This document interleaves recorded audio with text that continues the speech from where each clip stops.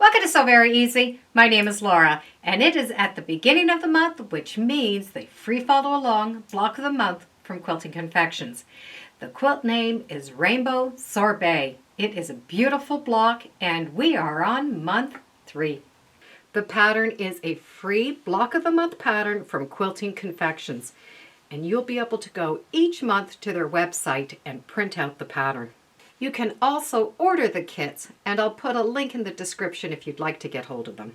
I will be showing 2 different colorways, the one that is recommended and the one in scrappy fabrics. The scrappy fabrics, I've started with a dark print with a lot of pattern in it and have pulled colors out of it. So every month it's going to be different. Where the pattern recommends light, I'm changing it for dark. But for the original colorway, it's going to have these beautiful purples, yellows, and the nice crisp white background fabric. Because I'm doing it 2 different colorways, I make marks on my pattern. The first thing is I write the colors that I'm going to use right at the top. And the second colorway, I do the colors that I want to do along the bottom. These arrows are representations of the blocks that need to be sewn together. For example, I need to take 2 of the background fabrics and match them up with 2 of color C. And that is what the arrows represent, is what is going together.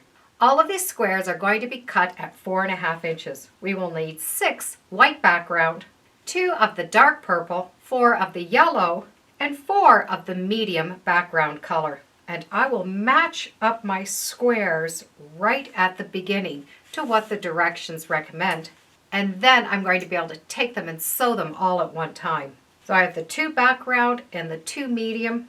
The second 4 are going to be matched up to the 4 yellow, and then my medium and my dark will get matched up. These are all going to be made into half square triangles. There are many ways you can make them, but today we're going to use the Eleanor Burns Quilt in a Day 6.5 triangle square up ruler. But the first thing we need to do is sew these together. All of the squares are going to be treated the same way. Draw a line from corner to corner. Stitch a 1/4 inch from each side. Cut following that first line from corner to corner. After they're cut apart, we're going to be able to square them. If you're using the square up ruler, you do it before you press them open. The half square triangles need to be trimmed down to 3.5 inches. So we will use the side where the measurement has 3.5 inches. That 3.5 inch mark will sit on top of the stitching line, not on the cut edge, but right where you did stitching. So it won't matter the size of your seam allowance. It will still work out. Line up that line right on the stitching line. Trim off that corner. Once it's been trimmed down, when you open it up, you have a perfect 3.5 inch square. Before we press these open, we need to decide what direction the seams are going to go in. The block has 4 corners. 2 corners, the seams are going to go in one direction. The opposite corners, they're going to go in the opposite directions. So you need to take your piles and divide them in half. Press one seam going in one direction. The other seam is going to go in the opposite direction. With these 2 piles with the seams going in the opposite direction, they're going to go together. It will be easier if you assemble this block upside down so you can see the seam allowances. You will have 2 blocks with all of the seam allowances going in one direction. The second set looks the same as the first, as in the fabrics going in the same directions, but the seam allowances are going in opposite directions. We're going to sew this together just like any traditional block. Start by making units of 2.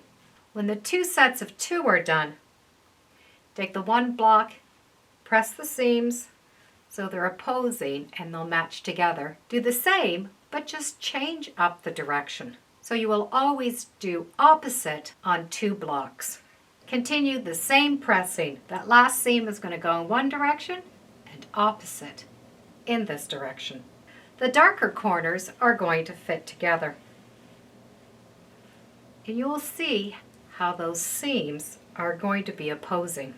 So you'll have 2 corners and 2 corners.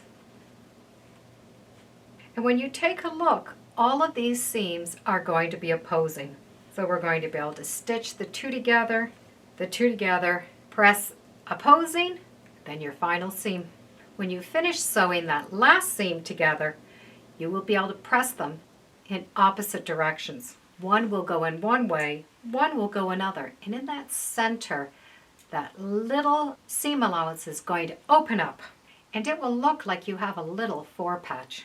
With all of those seams opposing, it's easier to match up all of your corners. Block number 3 is now done. Now, in the scrappy version, where I have the white, I'm going to be putting the dark. And using scrap fabric is great. It gives you an opportunity to make the same block, and yet it will look totally different. Here's the rainbow sorbet block, and here is the opposite block. Where I have the light, I've replaced it with the dark, but there's nothing saying we can't change this. By turning the 2 inside blocks, you have changed that center. Or we can put all the floral into the center. We can change the outside blocks so that the pink is facing in. Change the outside blocks. This gives a big striped border around the outside. And we can change it. And one more change, one more way. We can still change this even further. It gives it another different look. So many different possibilities. All the seam allowances are going in one direction for 2 corners and in the opposite for the other 2 corners. Block 3 is now done in 2 different colorways. I'll put a link in the description to the free follow along pattern from Quilting Confections. Thank you for joining me today on Sew Very Easy. Feel free to subscribe, and as always, come on back. Let's see what we're sewing next time in the sewing room. Bye for now.